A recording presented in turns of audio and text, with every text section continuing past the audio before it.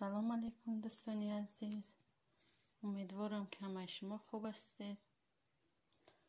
من اینجا خمیر تیار کردم برای نان. برای خمیر من لازم است دروش می اندازیمش.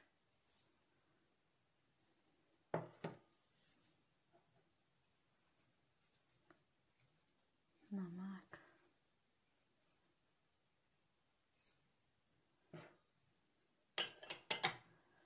کمتر روغن می اندازیم.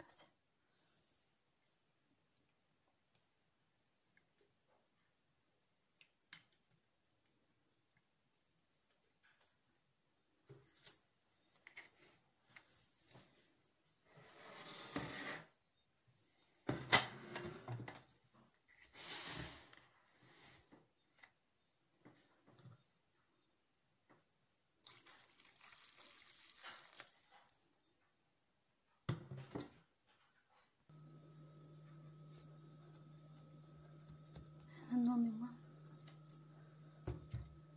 خمیر نان تیارش کردم، کمتر روغنش میکنم.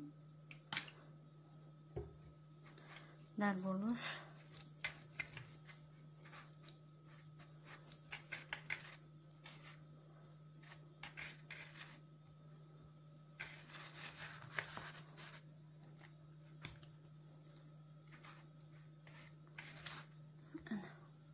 بولوشو میپوشونیم، 2 ساعت میمونیم.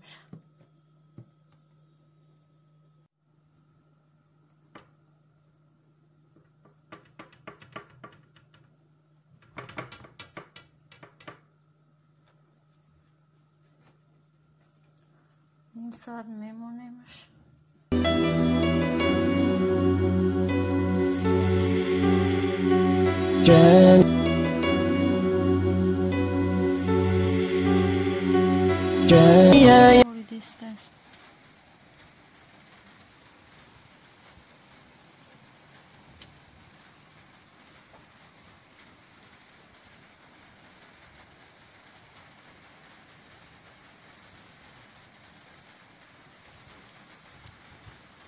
خیلی دوستان عزیز، در پناه خدای مهربان باشین.